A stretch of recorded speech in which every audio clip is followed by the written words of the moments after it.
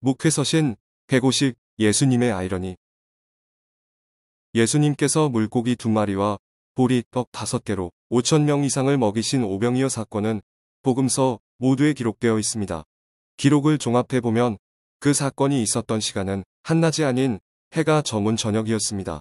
그 장소는 잔디가 있는 들판이고 마을과 떨어진 곳이었습니다. 디베랴의 갈릴리 바다 건너편 베세다 마을 인근 베세다 들판이었습니다. 도로 공사를 하던 중 발견된 오병이어 모자이크를 중앙 앞으로 오도록 건축된 오병이어 교회에서 10km 이상 떨어진 베세다 들녘을 걸었습니다. 밀밭이 펼쳐진 들녘 어디엔가에서 사람들은 무리지어 앉아 허기진 배를 채웠습니다.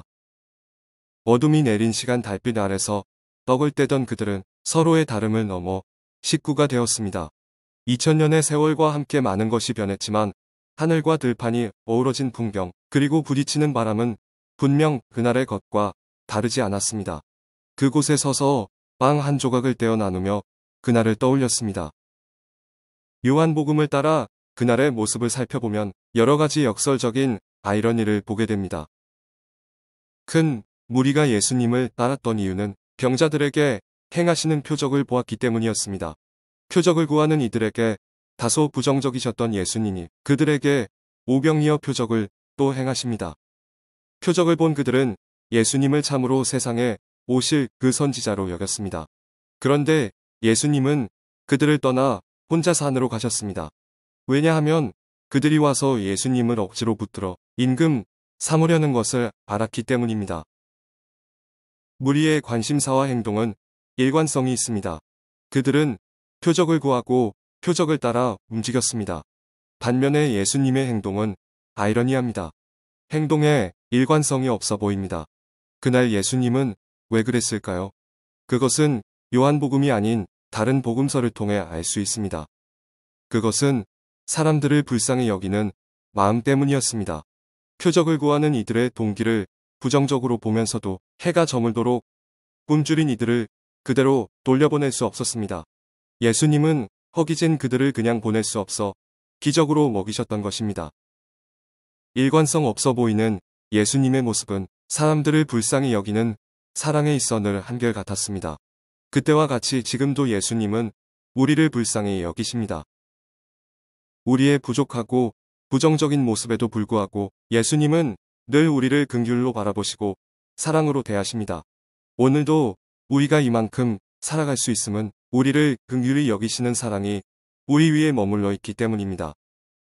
또 다른 아이러니는 예수님이 제자들의 이성적이고 합리주의적인 태도에 대해 아무 말씀도 없다는 것입니다. 빌립에게 우리가 어디서 떡을 사서 사람들에게 먹이겠느냐 물으신 것이 그가 어떻게 할 줄을 알고 시험하셨다 했습니다. 빌립은 지극히 상식적인 대답을 했습니다. 각 사람으로 조금씩 받게 할지라도 200데나리온의 떡이 부족하리이다. 시험을 했으면 뭐라 말씀을 하셔야 하지 않을까요? 그런데 그냥 듣고 넘기십니다. 그때 시몬 베드로의 형제 안드레가 한 아이에게 보리, 떡 5개와 물고기 2마리가 있다고 말합니다. 그러면서 그것이 이 많은 사람에게 얼마나 되겠사옵나이까라고 반문합니다. 지극히 상식적인 말입니다. 그 많은 사람에게 그까짓 것 가지고 뭐 하겠습니까? 그런 안드레에게도 예수님은 아무 말씀이 없습니다. 그저 사람들을 무리지어 앉게 하고는 아이가 갖고 있던 떡과 물고기를 놓고 축사하시고 떼어주실 뿐입니다. 예수님은 빌립과 안드레의 말을 어떻게 생각하셨을까요? 빌립과 안드레의 이성적이고 합리적인 말들은 믿음의 사람들은 해서는 안 되는 말일까요? 우리는 쉽게 빌립과 안드레를 믿음 없는 불신앙의 전형으로 평가합니다. 그러나 예수님은 아무런 판단의 말씀이 없으십니다. 그들의 말을 긍정하지도 않지만 딱히 부정하지도 않으십니다. 왜일까요? 그것이 믿음의 실제이기 때문 아닐까요? 믿는다는 것은 이성적인 사고를 황폐화하는 것이 아닙니다. 믿는다는 것은 어떤 자기 생각도 표현해서는 안 되는 무엇인가가 아닙니다. 믿음은 이성적 합리성을 억압하지 않습니다. 믿음은 상식적인 사고와 말에 제갈 물리지 않습니다. 다만 믿음은 그럼에도 불구하고 순종하는 것입니다. 이해할 수 없었지만 예수님의 말씀대로 사람들을 무리지어 앉히고 떼어준 떡을 받아 다시 떼어주었던 제자들처럼 이성적으로 사고하지만 말씀대로 행하는 것입니다.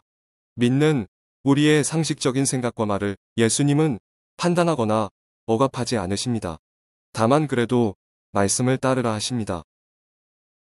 그리고 또 하나의 아이러니는 보리, 떡 5개와 물고기 2마리로 5,000명 이상을 먹이신 예수님이 남은 조각을 거두게 하시는 모습입니다. 얼마든지 필요하면 또 기적을 행하실 수 있는 능력 있는 분이 구질구질하게 남은 조각을 거두고 버리는 것이 없게 하고 하신 것일까요?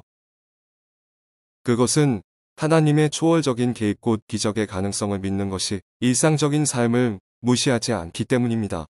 가장 큰 기적은 일상을 살아내는 능력입니다. 코로나 바이러스와 함께하면서 우리는 깨달았습니다. 얼굴과 얼굴을 마주할 수 있음이 기적이었습니다. 마스크 없이 거리를 거닐고 서로를 축복하고 허가하며 웃을 수 있음이 기적이었습니다. 하루하루 일상을 사는 것이 기적입니다. 초월적인 개인만이 하나님이 베푸는 기적이 아닌 편안한 호흡과 함께 일상을 살아갈 수 있음이 하나님이 베푸신 은혜입니다. 사는 것이 기적입니다.